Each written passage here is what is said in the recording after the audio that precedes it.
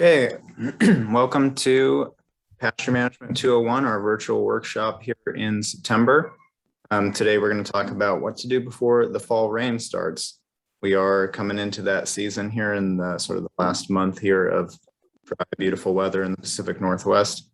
And there's a lot to do to prepare your pasture and your livestock to get ready for the upcoming fall rains. Jeff Frazier, farm planner here at Skagit Conservation District, is going to be our presenter today.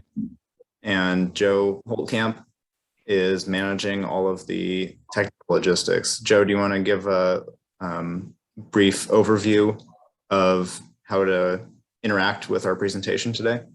Sure. You can unmute yourself at any time and ask questions during the presentation. We'll have time after the presentation to answer more questions, but if something comes up during the presentation, feel free to unmute and ask the question, or you can type it in the chat and we'll keep an eye on that and answer your questions. And this is being recorded. Thank you.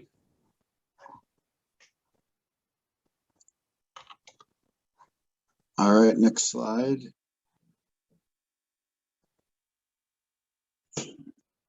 Hello, my name is Jeff Frazier, and thank you for attending. This month, we'll be discussing soil health during September and dry season maintenance tasks. We will start with some September pasture tips. September is a good month to spread composted manure. This is the time to seed new grass if that's in your plans. Planting seed before October 15th is a general rule of thumb, or the soil could become too cold and daylight too short for seeds to germinate. Installing or checking existing gutters and downspouts on all buildings is good to do at this time. Make sure sacrifice areas and heavy use areas are ready for your animals when it is starting to get to the wet season. Order hog fuel chips or other footing material before paddocks get muddy. Would Joe, Bill, or Emmett like to comment before moving to the next slide?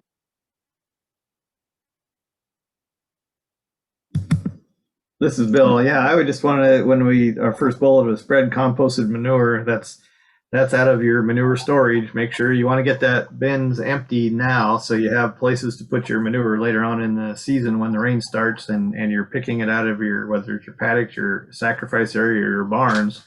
You got to have a place to put it. So that's why it's really important to get all that storage empty now so you have all that available throughout the winter. All right, thank you, Bill. Next slide, please. On this slide, we'll talk about soil health during fall. Late summer, early fall is a great time to reseed pastures because there is less weed pressure and temperatures will be getting cooler, which benefits cool season grasses.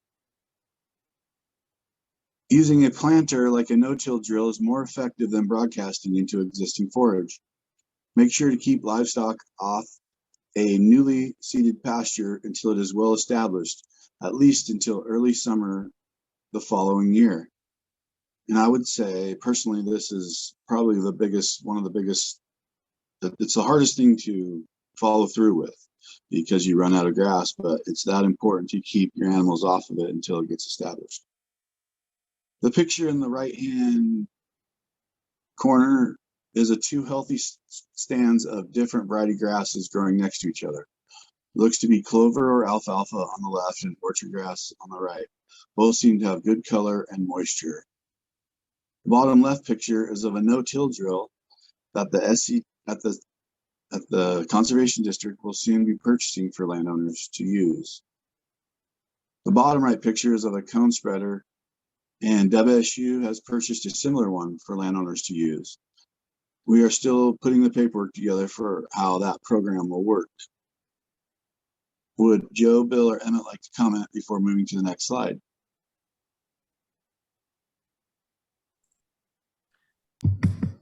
Cone spreader is available for use now, so feel free to contact us or WSU if you're interested in using that this fall. I just want to say too, the part about, again, knowing when you're keeping your livestock off pasture. Again, one of the ways to test on your new grasses that you've seeded in is the pull test. Is as long as if you can go out and pull that new grass and it comes right out by the roots, then if your animal's going to feed on it, it's going to be pulling it out by the roots and not clipping it off at the base above the ground. So that's definitely, besides the compaction, that's a new way. That's a way to know that, yeah, to keep your livestock away from your newly seeded grass that's coming up.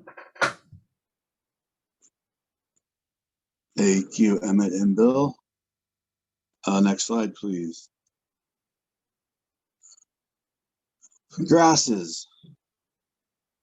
If you're not sure what kind of grasses you have in your pastures, look at the color when temperatures start getting cold. That is one way. Desirable cool season grasses like orchard grass, tall fescue, Kentucky bluegrass, and perennial ryegrasses will be green and growing. Summer annual weed grasses like crabgrass, foxtail, barnyard grass, and Japanese siltgrass will be ending their life cycles and turning brown. If your pastures are mostly brown in late fall, you might want to consider reseeding with cool season grasses. The first picture is of orchard grass. The second picture is of some tall fescue. The third picture is perennial ryegrass. And number 4, the last picture, is of Kentucky bluegrass. Would Joe, Bill, or Emmett like to comment before moving to the next slide?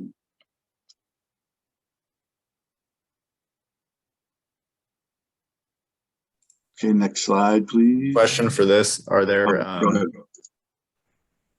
are there certain soil types that it's better to seed on in the fall, or some that's better to wait for the spring?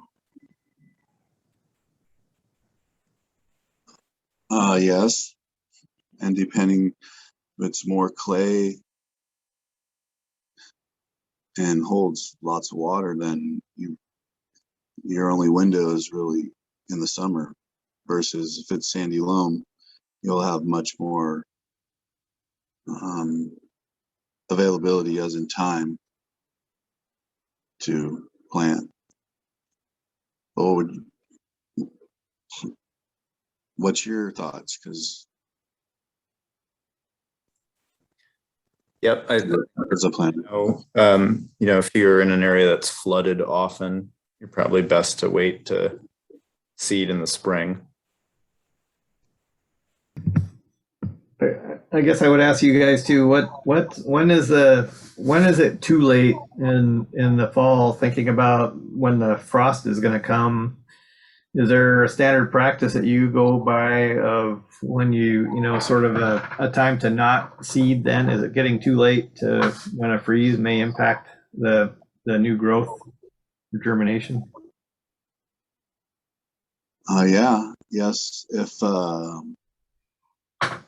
there's too much moisture, then it's not going to germinate. If you planted it just before it started getting really cold, it's really sensitive when it's just coming up, and a lot of times that will freeze it and kill it that way too.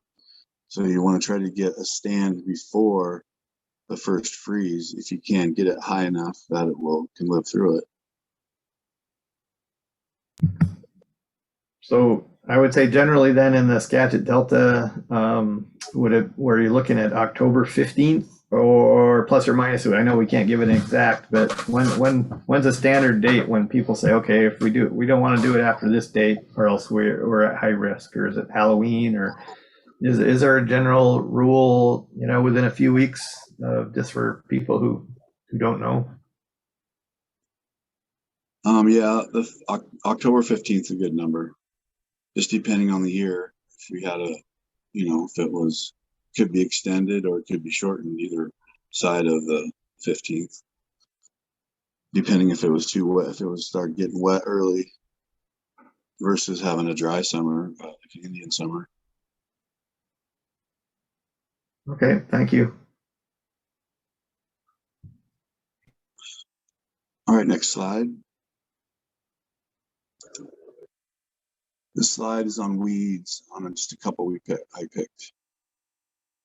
If you do have a lot of summer annual weeds, mow when you see seed heads forming.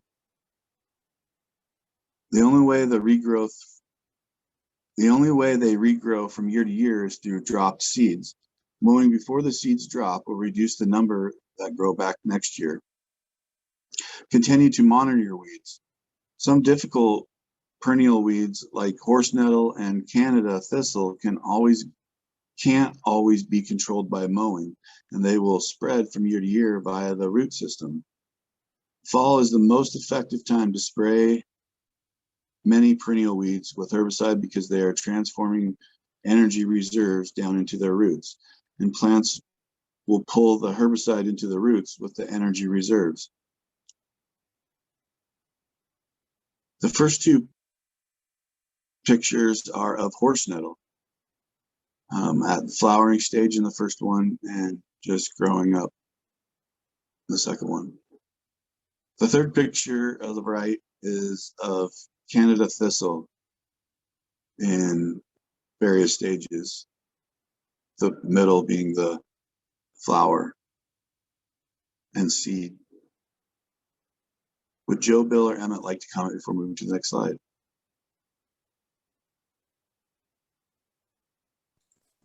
If you got weed in your pasture on your property, this is the best time to tackle that weed too. And I would say part of that, an occasional weed may not be the terrible thing, but it's a neighbor thing too. You want to help prevent this from getting established and having a bunch of seed, because one or two may turn into 10 and 12 and then hundreds, and you don't want it on your own pasture or your neighbors too, depending on what they're growing. It's good to manage it so it doesn't turn into a much greater problem, and get ahead of it before it does grow. Excellent input. Thank you. Next slide, please. Nutrients in pastures. As temperatures cool off and grasses break summer dormancy, another application of nitrogen will provide more forage growth through the fall green up. Another 40 to 50 pounds of nitrogen around September is appropriate, but always check soil samples to really know what your soil desires. Remember to let some rain wash the fertilizer off the grass before returning livestock to pasture.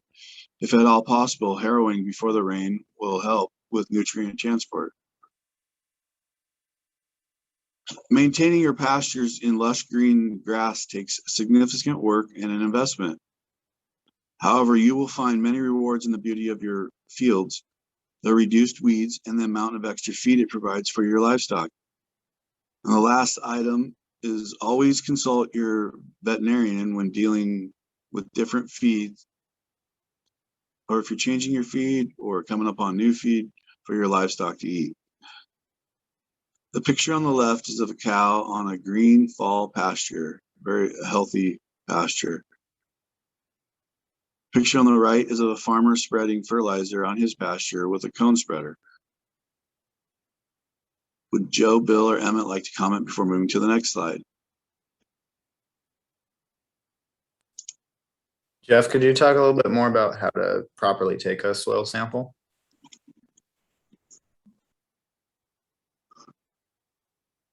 Well, I would recommend. And what do you mean with the tool, or you mean I don't know what you exactly mean, what you're asking. Well, how much soil should you get, and should you be testing fields that are on different soil types or managed differently, and how do you collect a composite sample? Okay, well, I don't know how to do the sampling. I mean, I know how to get a sample, but I don't know how much. I know that it's best to,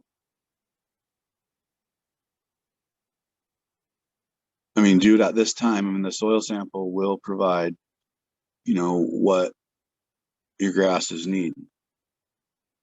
And that's, depending on the location, and there's just a lot of variables. Emma was asking about a composite sample. Could you explain what that is? No, I don't. I mean, I don't. Not familiar with that. So, okay, all right. Well, that's good. I think Emmett, go ahead and explain what that is. So so we understand how you're getting a nice sort of a reading of your overall pasture rather than just potentially one point in a pasture. Sure, I think you summed that up pretty well there, Bill. So it's best to take multiple samples throughout the field or across the property and then mix them together to get, and then take a subset of that so you get a sort of an average reading. In case you got something that was really different than the rest of your field in there, it'll sort of be averaged out and give you a better analysis of what your whole property is like. I think that goes along with Jeff's suggestion of harrowing the pasture, because if depending on whether it's cows or horses, sometimes their manure is concentrated either in one location and or just in cow pies and or piles of road apples. Where if you harrow it, you're spreading that out evenly across your whole pasture, so your nutrient availability is going to be spread and broken up into smaller pieces. So it's more rapidly modified to be taken up in an available nutrient form to be taken up by the grass, the energies into the soil. And so it's the same thing. You're spreading all that energy out across the whole pasture, so you have health evenly spread across rather than some hot spots or cold spots where you have greater growth and lesser growth.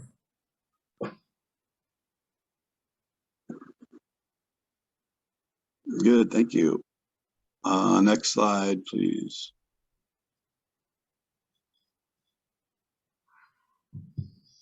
So while we've had a dry season this year, I thought we would put in some dry season maintenance tasks. The best drought strategy is to plan in advance. It's not if it's going to get dry, but when it's going to get dry. Learn feed budgeting. What is feed budgeting? Feed budgeting is looking behind what the animals have been consuming and looking ahead, looking at what they've been eating, and then looking ahead, what is your forage expectation? Your inputs would be precipitation, temperature, and energy uptake. Keeping records will train your eye. Feed budgeting and monitoring systems can identify feed deficits up to 3 weeks earlier than without such a system. Observe changes in your pasture. Maintain a sacrifice area, a heavy use area, or a paddock, which will be utilized in extreme situations while allowing pastures to regrow. Would Joe, Bill, or Emmett like to comment before moving to the next slide?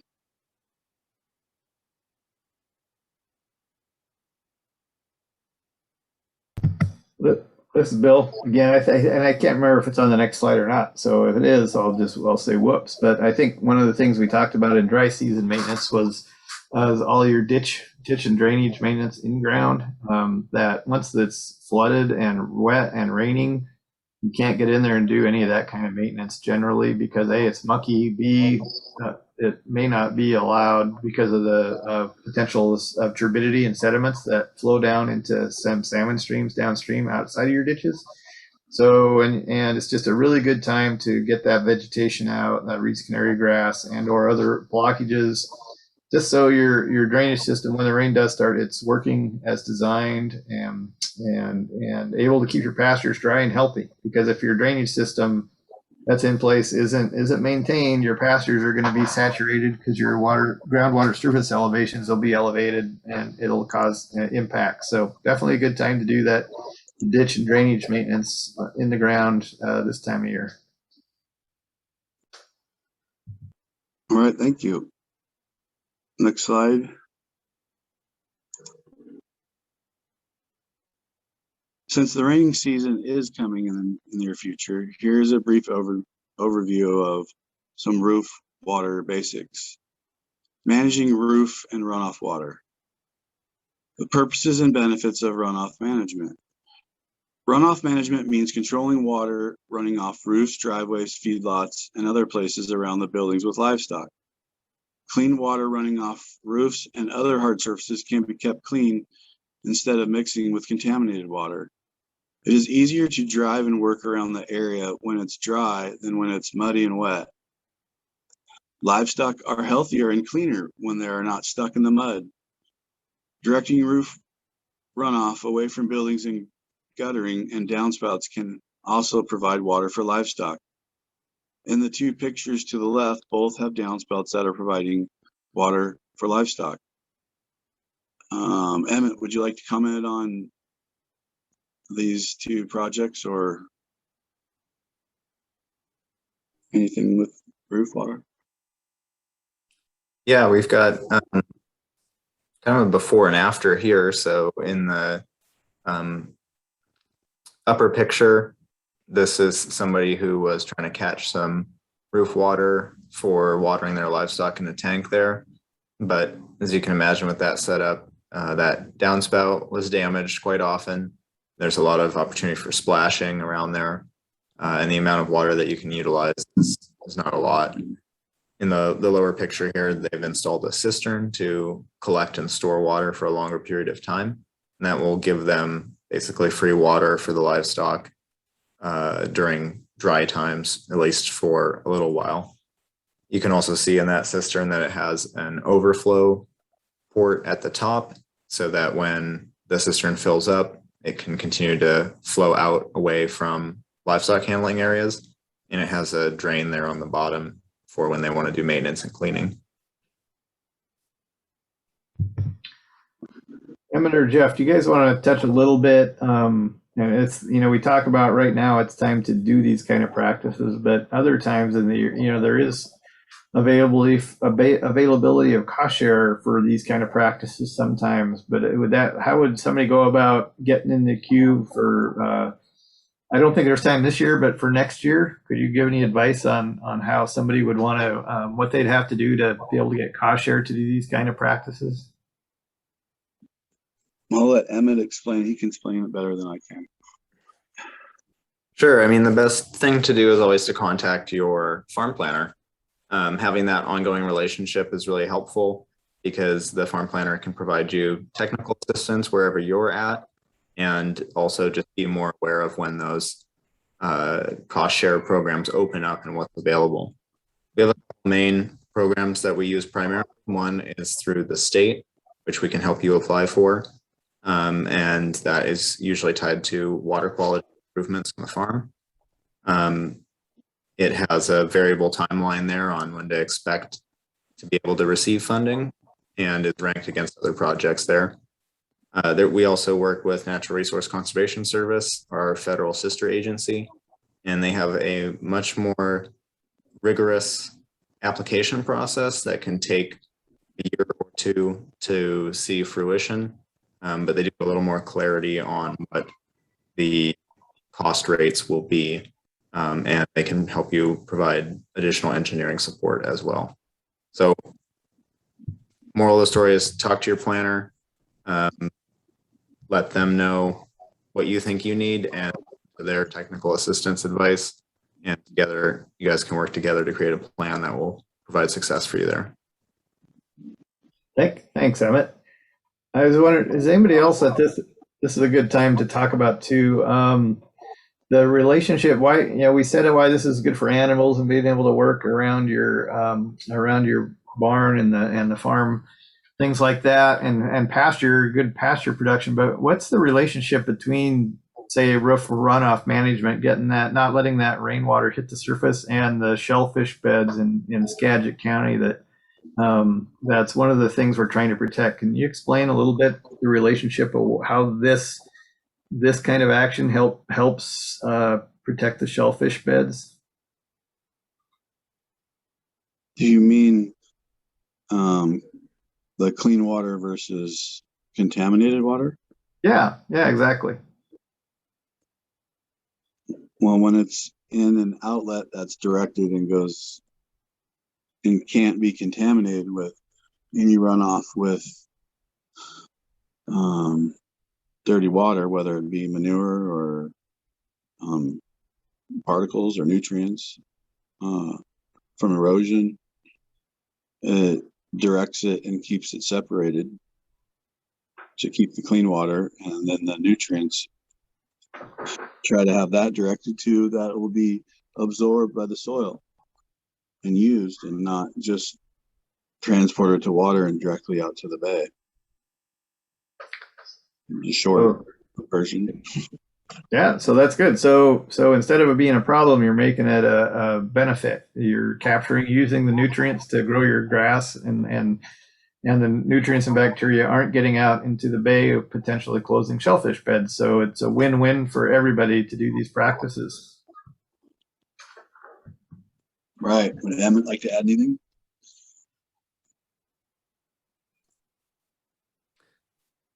I think, sources can come from a lot of places. It can come from wildlife, from septic tanks, from homeless camps, from pastures and stuff. And so we all need to do our part on that to help reduce the inputs and provide viable shellfish farming opportunities. Yep, I agree 100%. Yeah, good call. It's not too many times agriculture is thought of as the problem. So by doing these practices, it helps encourage others and all those other sources that I haven't mentioned to do what it takes to minimize that and keep, because we all like going and harvesting shellfish and or eating shellfish, and so that's part of why we do this work, to keep that a viable industry and recreational opportunity for citizens of the Skagit. All right. Thank you, Bill and Emmett. That wraps it up for me and the PowerPoint. Thank you for attending, and just call us. I mean, we'll call us or email us, and if you have any questions.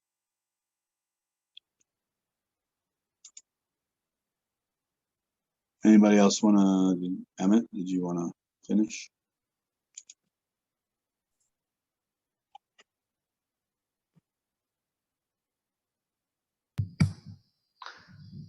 All right, I think I'll go ahead and stop the recording, and knowing we have again one more presentation next month. And thanks everybody. I hope you enjoyed this video, and until next time.